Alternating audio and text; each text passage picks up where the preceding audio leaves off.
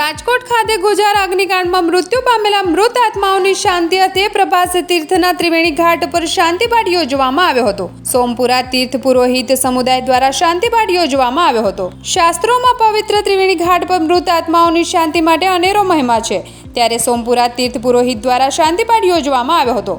ઉલ્લેખનીય છે કે અગ્નિકાંડમાં 28 માનવ જિંદગી જીવતી ભૂંજાઈ ગઈ હતી। ગમખ્વાર ઘટનાની કરુણતા પણ એવી હતી કે મૃત આત્માઓની ઓળખ પણ DNA ટેસ્ટ મારફતે કરવાની ફરજ પડી હતી। ત્યારે બળીને બળતું થઈ ગયેલા મૃત આત્માઓની શાંતિ અર્થે શાંતિપાઠનું આયોજન કરવામાં આવ્યું હતું। ભૂદેવ દ્વારા શાંતિપાઠ યોજી મૃત આત્માઓને ચિર શાંતિ સાથે વૈકુંઠ પ્રદાન કરે તેવી ભગવાનને પ્રાર્થના કરવામાં આવી હતી। સમગ્ર સૌરાષ્ટ્રને આમ તો કહી શકાય કે સમગ્ર દેશને કંપાવતી એક ઘટના જે રાજકોટમાં બની, એ કલંકિત ઘટનામાં 28 નિર્દોષ લોકોએ પોતાનો જીવ ગુમાવ્યો। તે મૃતક જીવાત્માઓને શ્રદ્ધાંજલિ આપવા માટે અને એના જીવને સદગતિ થાય એ માટે તીર્થ પુરોહિત શ્રી સોમપુરા બ્રાહ્મણ સમાજ દ્વારા ત્રિવેણી સંગમ ઉપર એક શ્રદ્ધાંજલિ સભાનું આયોજન કરવામાં આવ્યું અને ભગવાન શ્રી સોમનાથ દાદા અને ભગવાન શ્રી કૃષ્ણ પરમાત્મા નારાયણને એવી પ્રાર્થના કરવામાં આવી કે આ તમામ જીવાત્માઓને સદગતિની પ્રાપ્તિ થાય તો એક વિશેષ પ્રોગ્રામ આયોજિત કરવામાં આવ્યો।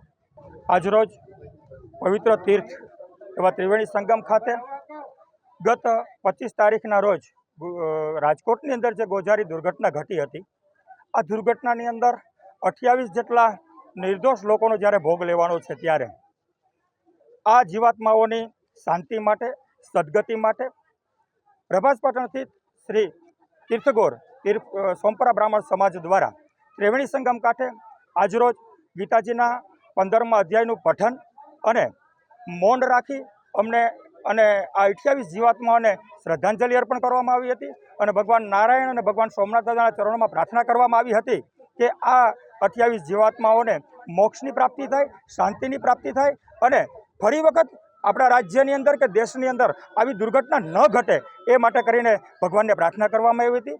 આજરોજ સોમપુરા બ્રાહ્મણ સમાજ તીર્થ પુરોહિત દ્વારા તમામ જીવાત્માઓ માટે આજે શાંતિની પ્રાર્થના કરવામાં આવી। આજરોજ શ્રી સોમપુરા બ્રાહ્મણ સમાજ દ્વારા અહીં ત્રિવેણી સંગમ એટલે કે ત્રિવેણી સંગમ એક એવો કિનારો છે જ્યાં હજારો યાત્રિકો, હજારો ભાવિકો અહીં પોતાના સ્વજનોને પાણી પીવડાવવા માટે અને મોક્ષ અપાવવા માટે આવે છે અને આ પરંપરાગત શાસ્ત્રોમાં વિદિત છે આ વસ્તુ કે પિતૃઓને મોક્ષ મળે છે। ત્યારે ગત 25 તારીખે જે રાજકોટમાં દુર્ઘટના ઘટી છે TRP ગેમ ઝોનમાં, રાજકોટ એટલે આમ તો સોરઠની રાજધાની કહેવાય, એટલે સોરઠના તમામ લોકોના એક અગમ્ય સ્થાન ધરાવતું એટલે રાજકોટ શહેર કહેવાય। આ રાજકોટમાં જે દુર્ઘટના બની એમાં માસૂમ 28 જેટલા લોકોએ પોતાનો જીવ ગુમાવ્યો છે। આ તમામ જીવાત્માઓને શાંતિ માટે શ્રી સોમપુરા બ્રાહ્મણ સમાજ દ્વારા અહીં શ્રદ્ધા સુમનનો કાર્યક્રમ રાખવામાં આવેલો હતો।